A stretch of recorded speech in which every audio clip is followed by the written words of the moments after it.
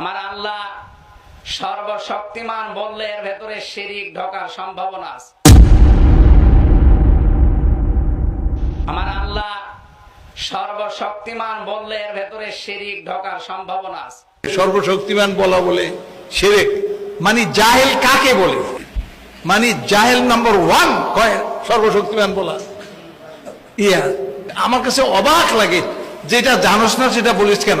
সর্বশক্তিমান আমার আল্লাহ, এ কথা অনেকে বলে, বিভিন্ন জায়গায় লেখা থাকে আল্লাহ সর্বশক্তিমান। না, আল্লাহ তাআলা তো আলা কুল্লি শাইইন কাদির, তিনি সর্বশক্তিমান। ইদানিং দুই এক বক্তা শুরু করছে সর্বশক্তিমান বলা বলে শিরক মানে জাহেল কাকে বলে?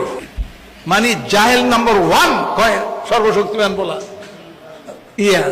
আমার কাছে অবাক লাগে, যেটা জানোস না সেটা বলিস কেন? তুই বাংলার কত বড় পণ্ডিত এসে গেছিস এই ধরনের কথাবার্তা বলা। মানুষের শিক্ষিত মানুষের হাসায় এই সমস্ত কথা বলে অবাক লাগে।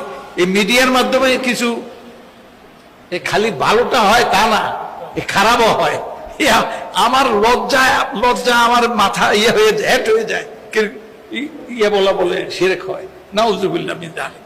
যাই হোক, আপনারা দোয়া করেন।